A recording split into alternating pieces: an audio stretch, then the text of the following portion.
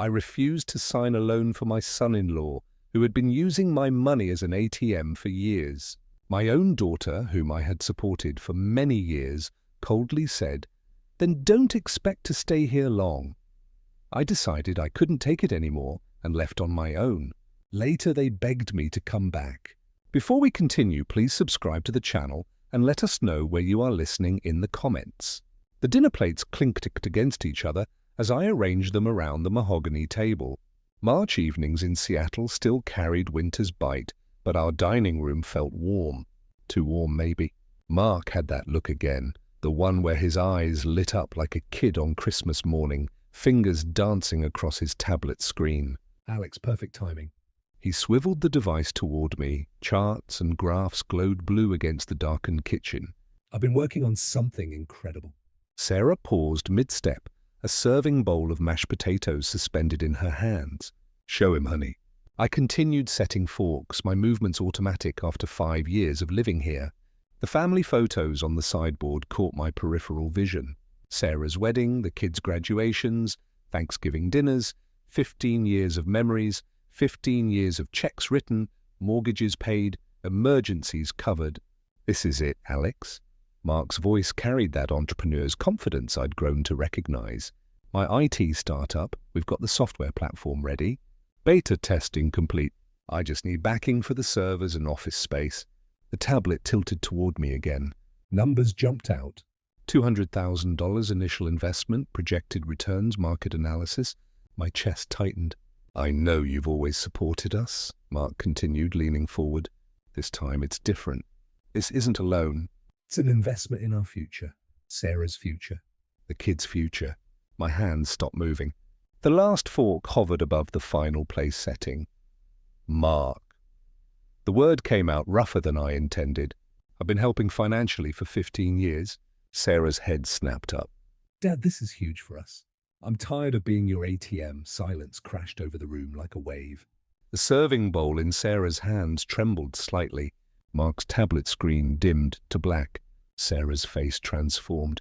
Color drained from her cheeks, then flooded back in angry red patches. Her voice, when it came, carried a coldness that made the March air outside seem tropical. "And don't expect to stay here much longer." The fork slipped from my fingers, clattering against the hardwood floor. "What did you just say?" "You heard me." Sarah set the bowl down with deliberate force. Mashed potatoes sloshed over the rim. "If you're not part of this family's success, maybe you shouldn't be part of this family at all." Mark reached for her arm. "Sarah, let's just know," she shook him off. "I'm tired of tiptoeing around this. We've given him a home for 5 years. 5 years. And now when we need him, really need him, he turns his back on us." The room spun slightly. 22 months ago, after Helen died, Sarah had insisted I move in. "Family takes care of family," she'd said. Then now those same lips were telling me to leave. "Sarah, please."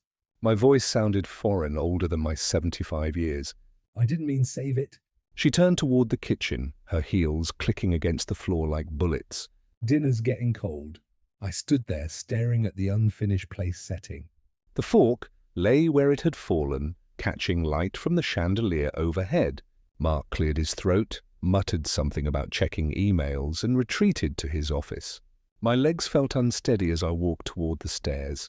Each step echoed in the sudden quiet. Behind me, I heard Sarah moving around the kitchen, aggressively clattering dishes, making her anger known through sound. In my bedroom, I closed the door and sat on the edge of my bed.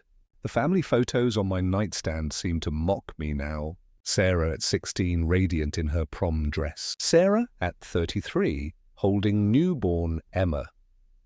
Sarah last Christmas, arms wrapped around Mark, both of them grinning at the camera. When had gratitude become expectation? When had my help become entitlement? Outside my window, Seattle's skyline twinkled in the distance. Somewhere out there, other families were having dinner. Normal dinners. Dinners where love didn't come with price tags. Hours passed. The house had gone quiet except for muffled voices from downstairs. Sarah and Mark arguing, their words indistinct, but their anger crystal clear. The digital clock on my nightstand showed 9:17 p.m. when I finally moved. The filing cabinet in the corner had been my constant companion since Helen's death. Organization had always been my strength, a habit learned in the military and reinforced through decades of marriage. Every receipt, every check stub, every bank statement, all carefully categorized and stored. I pulled the bottom drawer open. The metal runners protested with a tired screech. Financial records. Sarah and Mark read the tab on the thickest folder, my handwriting precise and methodical. Inside, papers rustled as I spread them across my desk. Bank statements, cancelled checks, transfer receipts, a paper trail of 15 years' worth of help that had somehow become obligation. The wedding came first. June 2009, the receipt from the venue, the caterer, the photographer, my signature on the bottom line, $50,000 for our princess. I told Helen, then she deserves a fairy tale. The calculator on my desk came to life with a soft beep. Numbers began accumulating. Monthly mortgage payments for $200 multiplied by 12 months by 5 years since they bought the house. My pen scratched across notepad paper. $252,000 car payments for Sarah's SUV, Mark's sedan when his old one died, insurance premiums when their credit couldn't secure decent rates. Each check photographed with my phone before mailing. A habit Helen had taught me. Always keep records, Alex, the numbers grew. Emma's college tuition, $15,000 last semester alone. John's technical school, another $8,000. Christmas gifts, birthday celebrations, emergency repairs when their hot water heater flooded the basement. Medical bills when Mark's startup health insurance lapsed. Vacation funds for their anniversary trip to Hawaii. Sarah's root canal surgery that couldn't wait for their dental coverage to kick in. My fingers moved across the calculator keys like a pianist playing a funeral march. Each entry brought the total higher, $300,000, $350,000, $400,000. The phone on my nightstand seemed to watch as I reached for it. Wells Fargo's 24-hour customer service line answered on the second ring. This is Alex Miller, account number. I recited the digits I'd memorized decades ago. I need to cancel automatic transfers to account ending in 4739. I'll be happy to help with that, Mr. Miller. May I ask the reason for cancelling these transfers? My reflection stared back from the darkened window. Grey hair, tired eyes, but something new in the set of my jaw. I'm tired of being taken for granted. Sir, cancel the transfers. 20 minutes later, I hung up the phone and returned to my calculations. The final tally made my breath catch. $487,000. Nearly $500,000 over 15 years. Helen's life insurance money, my military pension, our savings from 40 years of careful living, all of it flowing to a daughter who thought I owed her more. The power of attorney documents lay at the bottom of the folder, Sarah's name and neat legal print, giving her access to my accounts for convenience and emergency purposes. My signature from 3 years ago when recovering from knee surgery made bank visits difficult. I fed the papers through my desk shredder, watching legal authority transform into confetti strips. For the first time in hours, I smiled. Tomorrow would bring changes. Tonight, though, I'd sleep better than I had in months. My laptop screen glowed to life. Seattle apartment rentals, downtown high-rises with city views, quiet neighborhoods near bus lines, one-bedroom places where the only family obligations would be to myself. The house around me creaked and settled, but I barely heard it. I was already planning my escape. Friday morning sunlight streamed through the windows of the downtown Seattle apartment, casting geometric shadows across hardwood floors. Kate Anderson, the realtor, gestured toward the kitchen with professional enthusiasm. Perfect for one person, Mr. Miller. Walking distance to Pike Place Market, bus routes to everywhere you'd want to go. I nodded, barely listening to her practice pitch. The space felt right. Clean, quiet, mine. The park across the street has benches where residents like to read. She pointed through the living room window. Very peaceful after years of chaos. I'll take it. Kate paused mid-sentence, her smile faltering slightly. Don't you want to see the bedroom, the bathroom? We haven't discussed lease terms, or I need peace more than square footage. I pulled out my checkbook. First month's rent and security deposit. 2 hours later, I sat in my truck outside the Bellevue house. Sarah's car was gone. Her Friday shift at the calf wouldn't end until 3 hours. Mark's sedan was missing too, probably at his co-working space, chasing another big idea. The house key felt heavier than usual as I unlocked the front door. Moving through rooms I'd called home for 5 years, I made swift decisions. The photo albums from my marriage, mine. My military service medals from the bedroom dresser, mine. The leather recliner Helen had bought me for my 70th birthday, theirs. They'd grown accustomed to its presence. The piano in the living room had been Helen's pride. Sarah had claimed it after the funeral, said it would be perfect for when Emma brought her kids around someday. Better keep those dreams.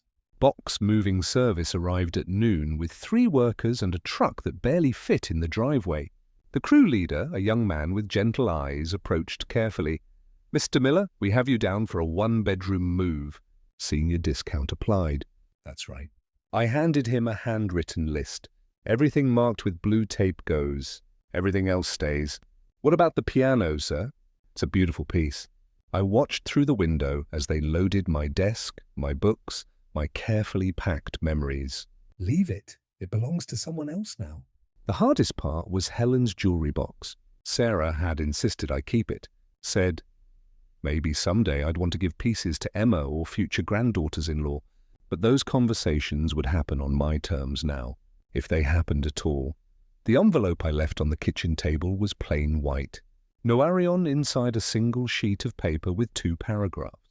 "Sarah and Mark, I've moved out. The keys are on the counter. You'll find I've culled my financial support. You wanted independence from my expectations. I'm giving you independence from my assistants. Don't contact me until you're ready to apologize. My new address will remain private until then." "Alex, my phone rang as I was signing paperwork in my new apartment." Sarah's name on the caller ID. Dad, what is this? Your stuff is gone. There's a note. I moved out. "You can't just leave." This is your home. Mark's voice joined the call through speakerphone.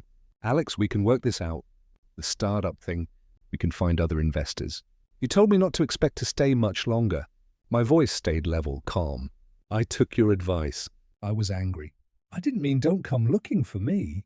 "Don't call again until you're ready to have a real conversation about respect."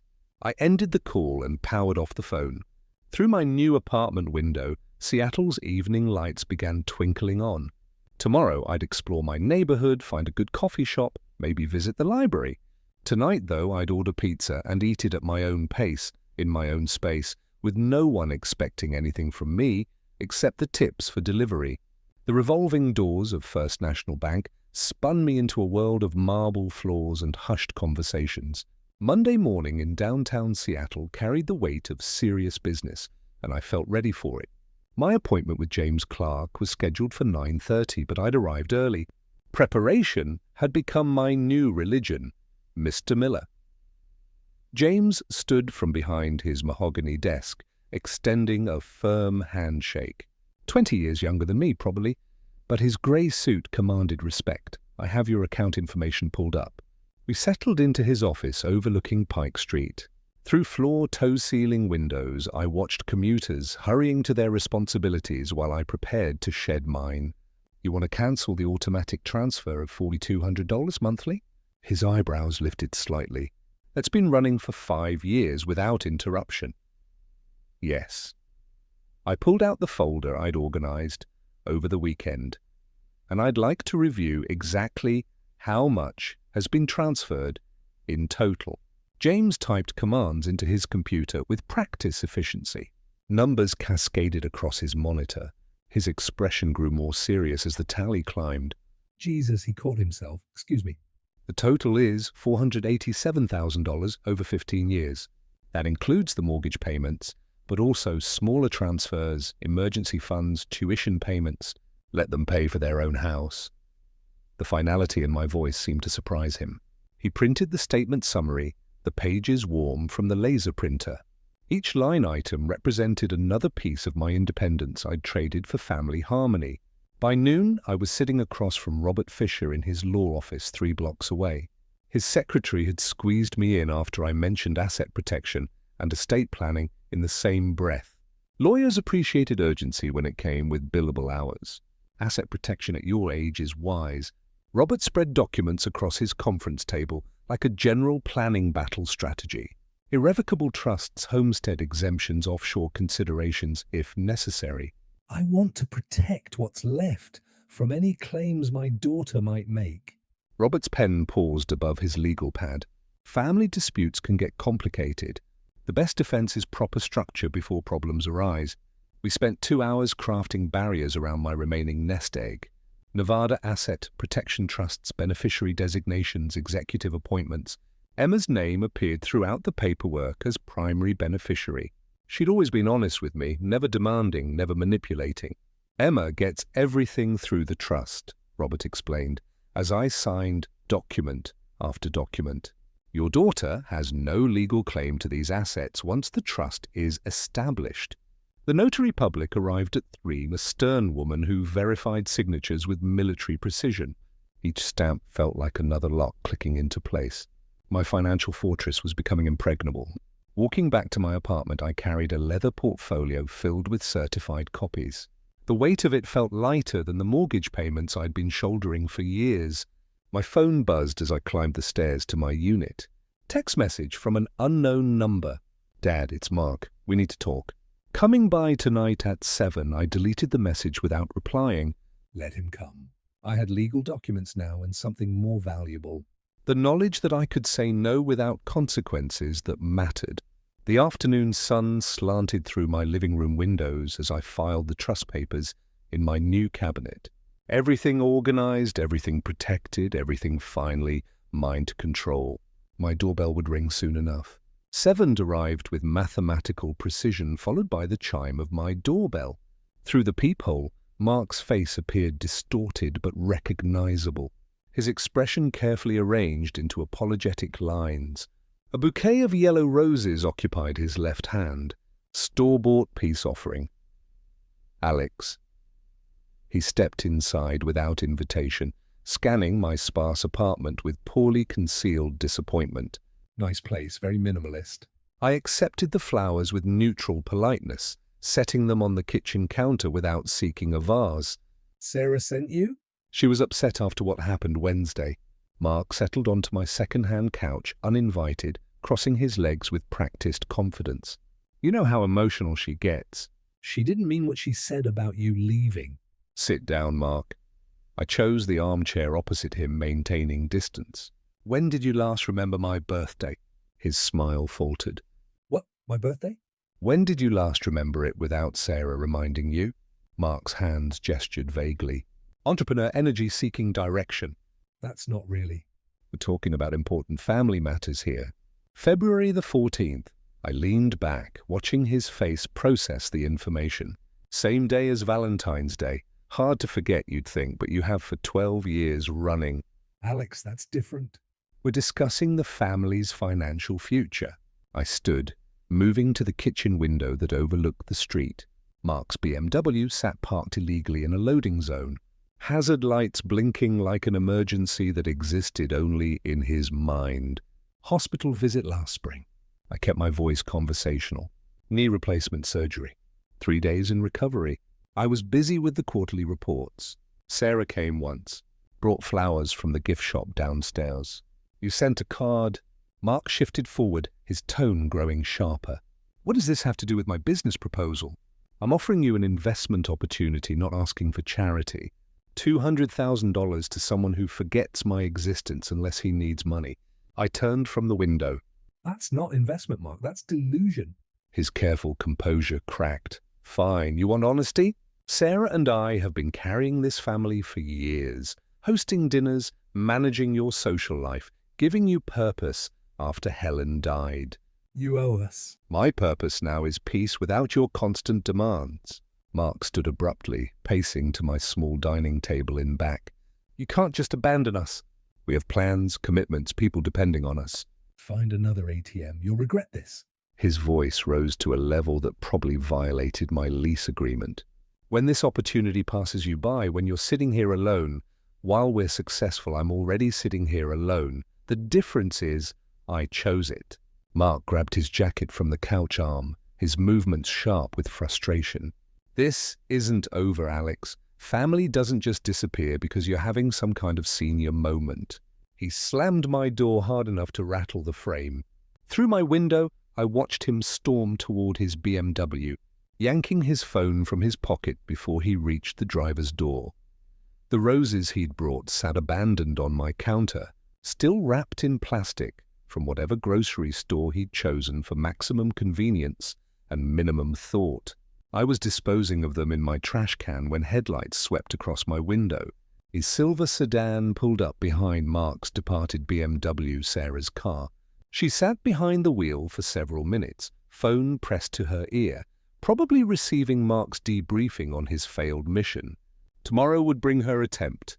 Tonight, though, I'd heat up leftover pizza and watch the news in peace. Friday afternoon brought Sarah to my doorstep with theatrical precision.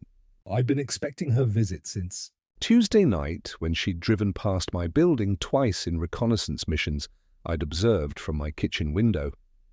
Dad. She stood outside my door holding a white pastry box, her smile bright as stage lighting. I brought your favorite apple pie from Morrison's bakery.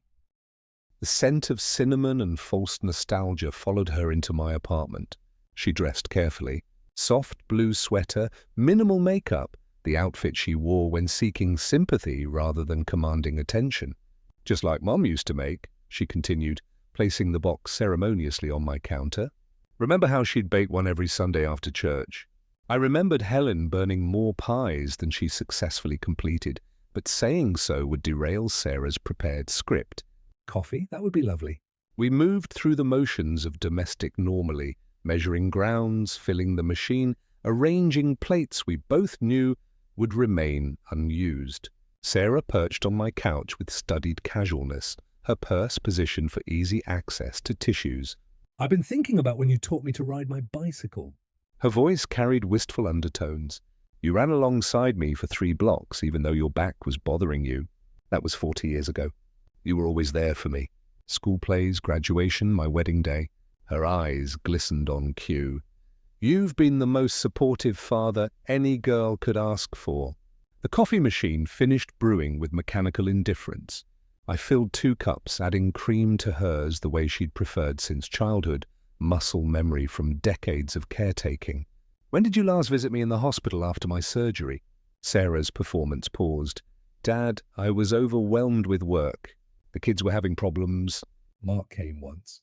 You sent flowers. That's not fair. You know how busy things get. Emma drove up from Tacoma twice that week.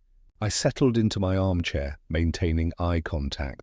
John called every day to check on me. Sarah's lower lip trembled with practiced vulnerability. Are you punishing me for being human, for having responsibilities? I'm choosing independence over obligation. The tears started then, genuine enough despite their convenient timing. We'll lose the house without your help. The children will be homeless. Mark's business opportunity could save us, but only if we act quickly. Maybe it's time to find full-time work instead of part-time. Her crying stopped abruptly, replaced by sharp indignation. I work plenty managing a household, supporting Mark's career, raising children. Emma's 20, John's 22. What children need raising? You've become cruel. Sarah reached for her purse, retrieving tissues with mechanical precision. Mum would be heartbroken seeing what you've become. This isn't the father who raised me. The father who raised you is tired of being your financial safety net. She stood with wounded dignity, leaving the unopened pie box on my counter like evidence of my heartlessness. Fine, but when you're sitting here alone wondering why your family doesn't visit anymore, remember this conversation. After she left, I opened the pastry box. The pie looked perfect. Golden crust, decorative vents, professional presentation, store-bought sentiment in a homemade disguise. My phone chimed with a text message 20 minutes later. John's name on the screen. Grandpa, can I come see you Sunday? Mum and Dad are acting weird. I smiled, typing back, yes, bring your appetite. At least one family member seemed interested in conversation rather than commerce. Sunday afternoon brought John to my door with the casual confidence of someone who'd never been told no. He still had the key I'd given him years ago, but chose to knock, a small courtesy that surprised me. Hey, Grandpa.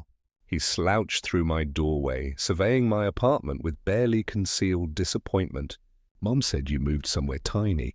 His jeans hung low, work boots untied, flannel shirt wrinkled from sleeping in it.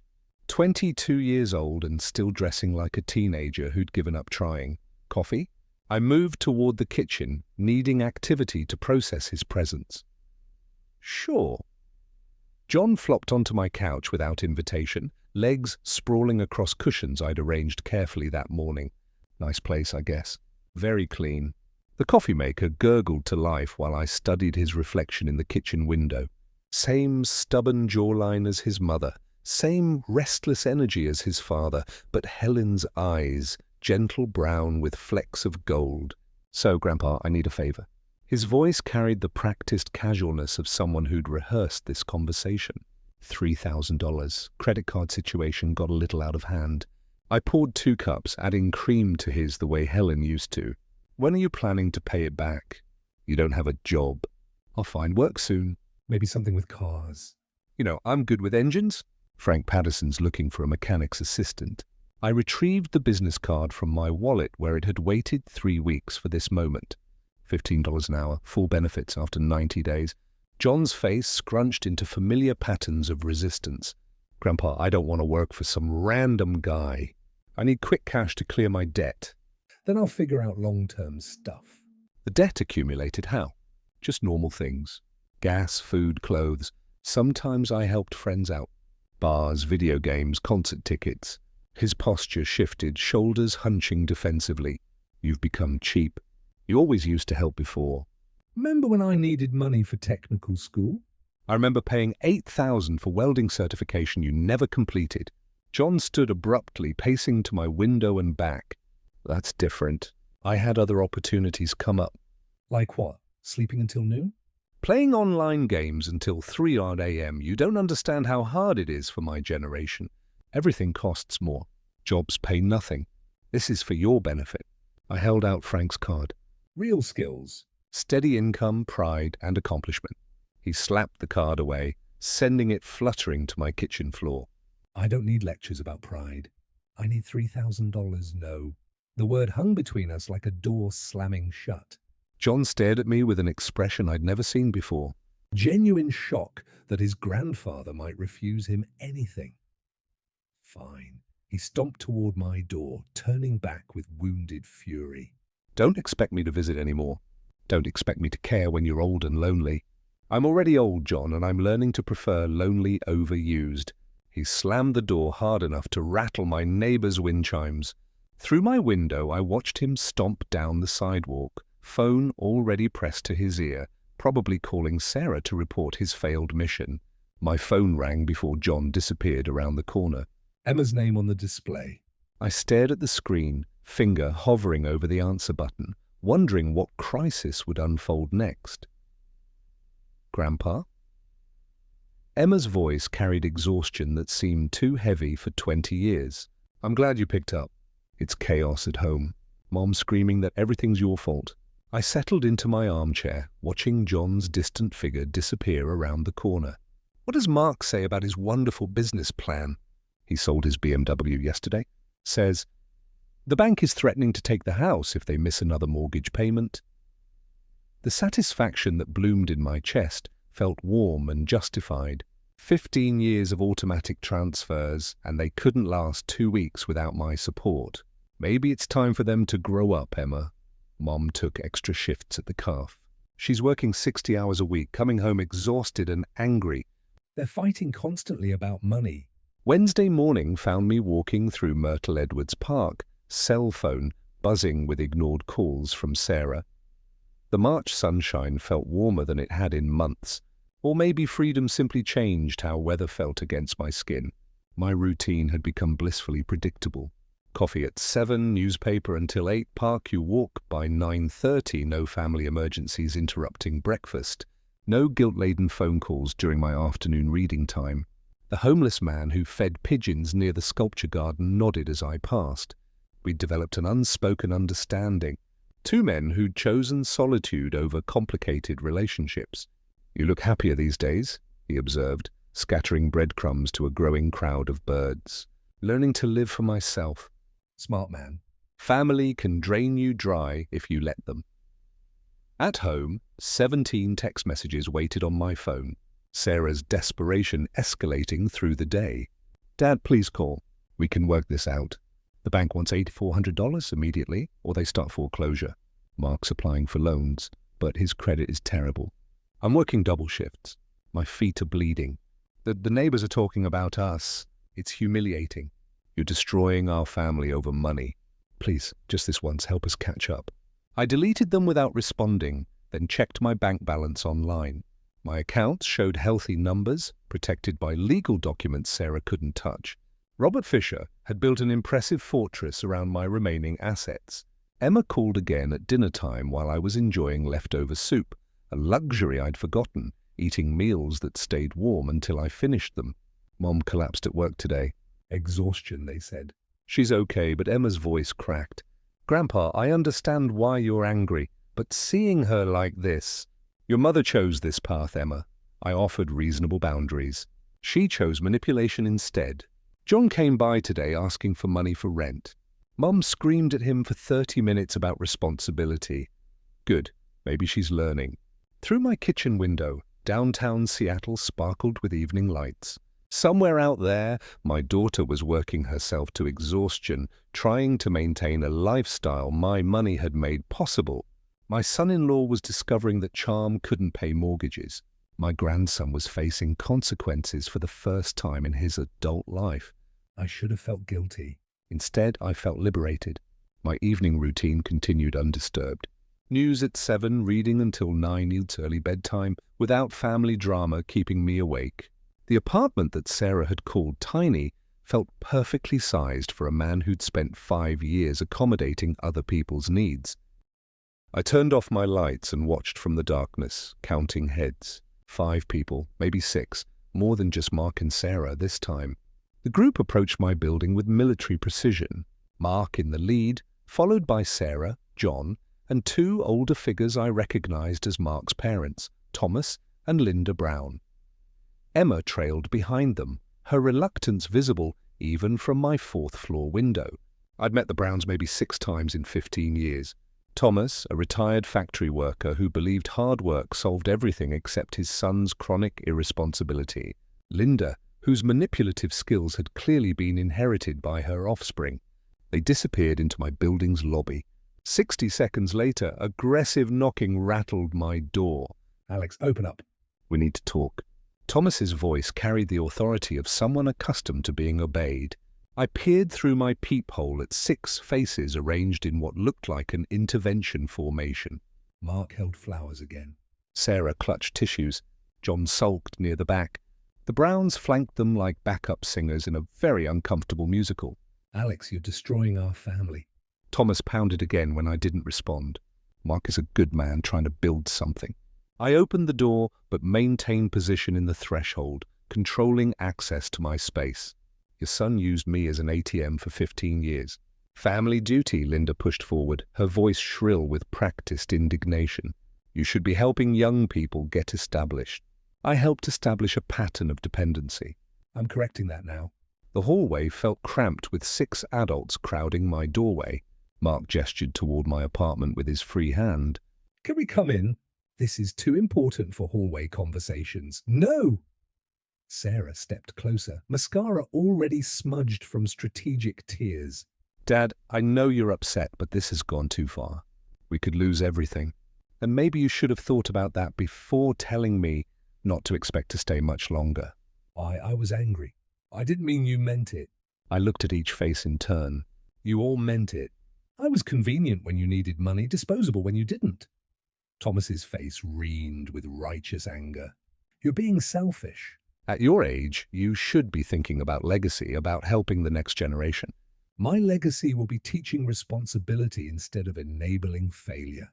John finally spoke from the back of the group. Grandpa, you're being mean. You never used to be like this. Leave Grandpa alone. You never cared about him. Emma's voice cut through the adult arguments with surprising strength. When did any of you visit him in the hospital? When did you remember his birthday without being reminded? Linda turned on Emma with vicious sweetness. Young lady, adults are talking. You don't understand the complexities. I understand that you're all bullying an old man because he won't give you money anymore.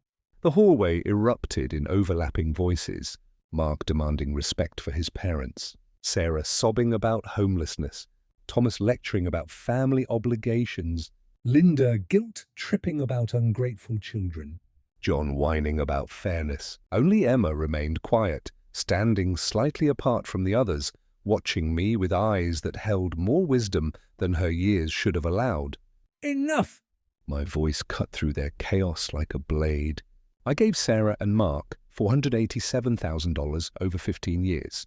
Weddings, mortgages, emergencies, opportunities. In return, I got forgotten birthdays, ignored hospital stays, and demands for more. That's what family does, Thomas sputtered. You help each other. Help flows both directions. This was exploitation. I stepped back into my apartment, hand on the door. Don't contact me again until you're ready to apologize. Emma, you're always welcome. The rest of you, learn to solve your own problems. The door closed with decisive finality. Through the wood, I could hear continued arguing. Mark's parents berating Sarah, Sarah crying, John complaining, Emma defending me against multiple adult voices. I walked to my kitchen window and waited. 20 minutes later, they emerged onto the sidewalk below, still arguing amongst themselves. Emma broke away from the group, looking up at my building. Even from 4 floors up, I could see her wave. The others climbed into Thomas's old pickup truck and drove away. Emma stood alone on the sidewalk for another minute before walking toward the bus stop. My apartment felt peaceful again. The silence was no longer empty. It was chosen. We're creating an irrevocable trust with your granddaughter as sole beneficiary, Robert Fisher explained, spreading documents across his mahogany conference table. April's sunshine streamed through his downtown office windows, illuminating legal protections I should have established decades ago. Nevada Asset Protection Trust provides additional creditor shielding, he continued, pointing to specific clauses. Even if your daughter attempts legal action, these assets remain untouchable. I signed each document with steady hands. The months since March had taught me the value of permanent barriers against manipulation. No more power of attorney arrangements. No more family emergency access to my accounts. International diversification for your pension. Robert suggested Cayman Islands banking offers legitimate privacy protection. By noon, I'd built financial walls higher than any guilt trip could scale. The wire transfers to offshore accounts felt like insurance policies against future emotional blackmail. House hunting with Kate Anderson resumed that afternoon. We drove through Kirkland neighborhoods where silence costs more than downtown chaos. The cottage on Lake Washington spoke to me immediately. 2 bedrooms, wide deck overlooking water, garden space for the vegetables Helen had always wanted to grow. Previous owner was also a veteran, Kate mentioned as we walked the property. Left it to his daughter, but she lives in California. Wants quick sale to someone who'll appreciate it. I made an offer that afternoon. Full asking price, cash down, no inspection contingencies. The seller accepted within hours. Evening brought me to the Bathau Veterans Center for their weekly community dinner.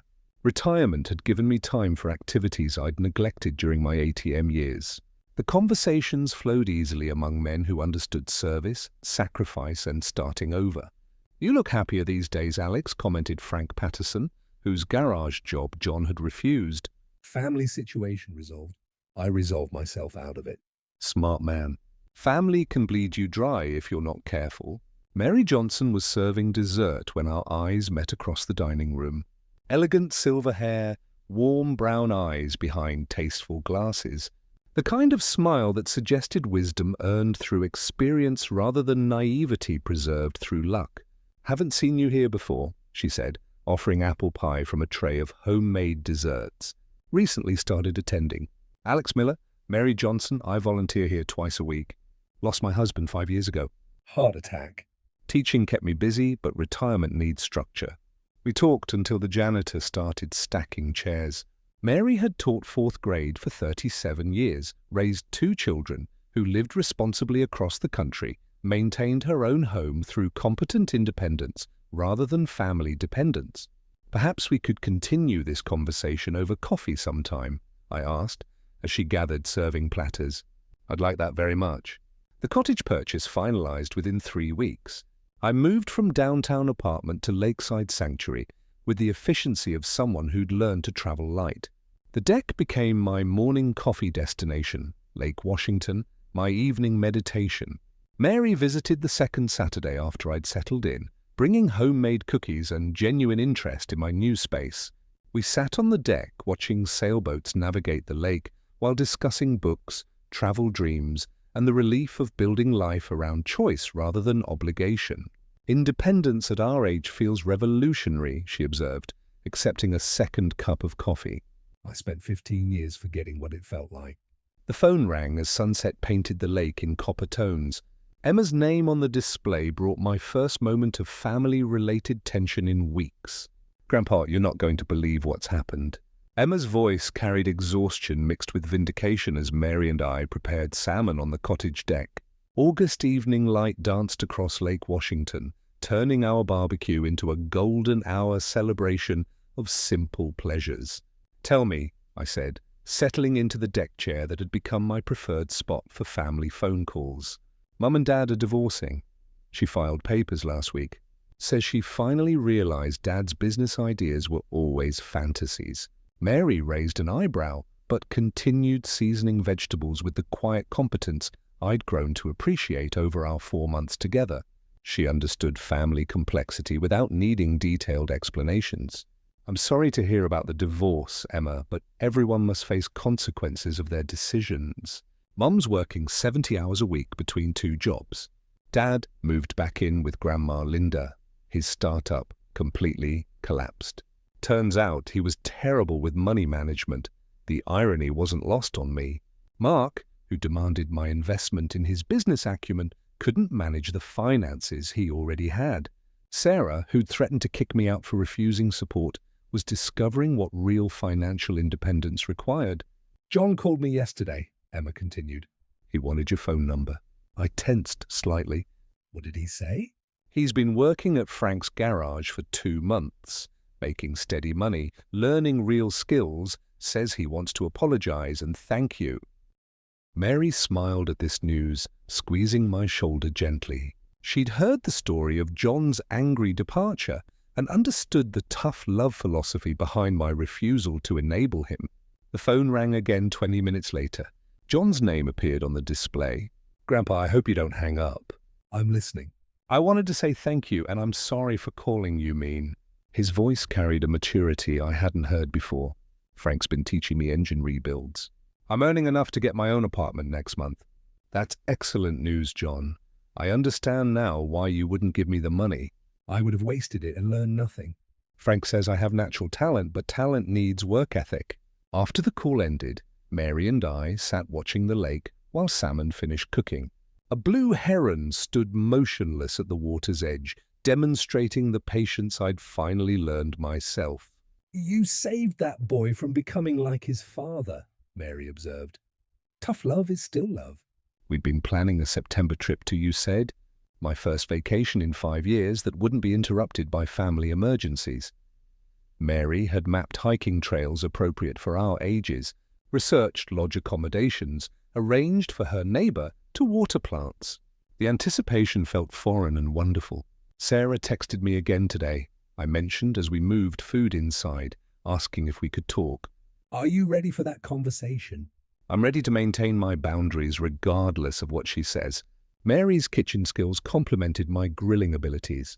We'd fallen into domestic routines that felt natural rather than obligatory. She maintained her own home 3 mi away, but stayed over frequently, contributing groceries, cooking expertise, and the kind of companionship that enhanced solitude rather than demanding it. The Veteran Center had become our regular Thursday evening activity. Mary's teaching background helped her connect with younger veterans struggling with civilian transitions, while my experience provided perspective on long-term adjustment strategies. You know, Mary said as we cleaned dishes together, I never thought I'd find partnership again at my age. Neither did I, especially not after learning how one-sided my family relationships had become. Through the kitchen window, I could see headlights turning into my driveway. The car looked familiar. Sarah's silver sedan, the one I'd helped her purchase 3 years ago. Speaking of family relationships, Mary said quietly, following my gaze. Thanksgiving morning found Mary and me preparing dinner for our chosen family. Emma arriving from Tacoma at 2, John bringing homemade rolls from his new apartment at 3. The cottage kitchen smelled of turkey, stuffing, and the kind of contentment that comes from relationships based on mutual respect rather than financial obligation. Emma texted that she's bringing pumpkin pie, Mary announced, checking the turkey's progress with the competence of someone who'd orchestrated holiday meals for decades. John's excited to show us pictures of his apartment, I replied, setting the dining table with my grandmother's china, pieces that had survived wars, moves, and family upheavals as to find purpose in celebration rather than obligation. The doorbell interrupted our preparations with aggressive urgency. Through the peephole, Sarah's face appeared drawn, desperate, aged beyond her 48 years. She wore clothes I recognized from 2 years ago, carried herself with the defeated posture of someone who'd run out of options. Dad, please open the door. I need to talk to you. Mary appeared beside me, offering silent support without interfering.